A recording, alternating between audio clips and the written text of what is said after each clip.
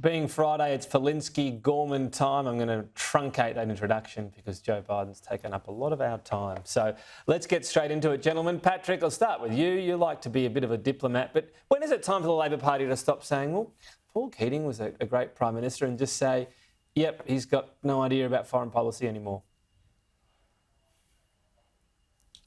Tom, I think there was two statements there. I think what you're asking me about was Mr. Keating's comments during the week. I didn't spend much time thinking about them.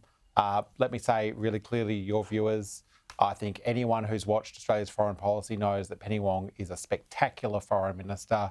People on Jason's side of politics say that. We see that from leaders across the international spectrum. I think her record speaks for herself. I didn't give much thought to those comments that you referred to earlier this week. No, I don't believe that for a minute. OK, but you're telling me I didn't give quite enough context. You're probably right.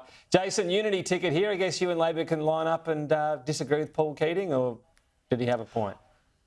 Look, I do, Tom, in all seriousness, I do think Labor actually needs to confront Paul Keating on some of these comments, because they're actually doing damage to our national welfare. It creates division when we need solidarity of purpose. Pat's right. They keep saying he's wrong. What else can they do? What else should they do? Well, I think they need to point out where he's wrong and why he's wrong and how he's wrong, and the fact that he needs to stop as a former leader saying it. I mean, Tom, do you want to have a go and I know Pat, and I know Pat knows this. That there is a lot of store in other countries in our region given to former leaders, and they would take a lot of hope from what Paul Keating's saying, because they would think that it is actually more influential than it actually is. Pat, do you want to have a quick response to that? Do you want to tell us why Paul Keating was wrong?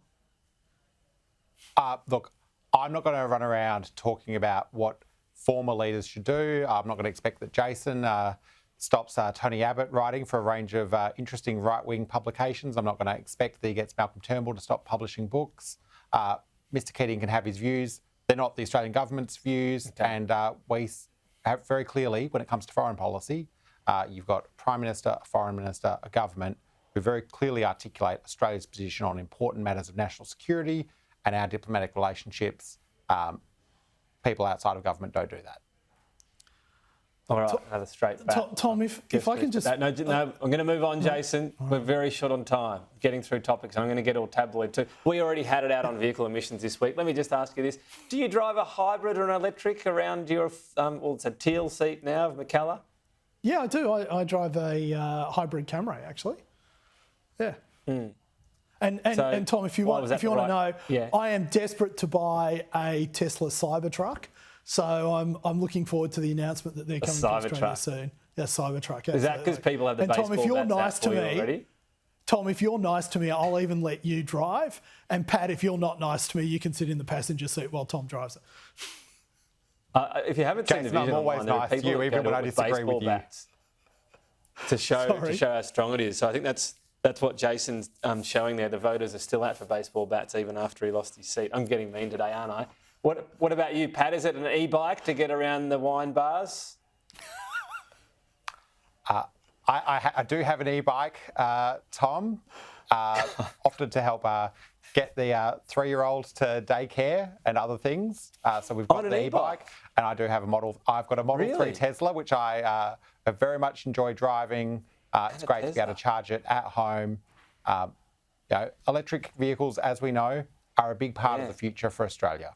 Hey, Pat, that's really clear. Pat, Jason's getting a Cybertruck in the sometime.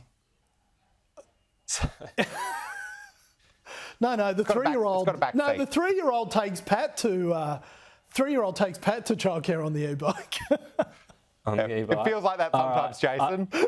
But and I have a normal. I see kids on those bikes and old school. I think I'd be too nervous to do it. Push bike as well. Hey Pat, do you have solar panels as well? I'm going to go one better, Jason. I'm going to tell you that I have a smart rider, and that's what I use to catch public transport, including, as it starts to open up, the wonderful MetroNet project we're building here in WA. Of course, we're on to WA Labor government announcements. All right, well, final topic. At least he didn't door knock it. Well, yeah, not yet. We don't live there. Move to Perth, you'll find out. Pets on planes, Virgin's allowing it. The other airlines are saying no, thank you. Jason, play your best Roman Emperor here. Thumbs up or down? Thumbs up. Really? Yeah, absolutely. You don't want of pets on anything planes? worse.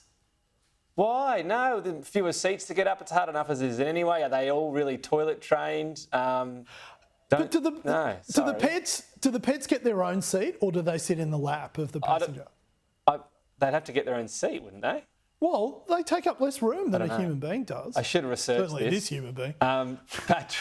Patrick, pets, yay or no? You'll just say, oh, yep. Be inoffensive, say yes, will you?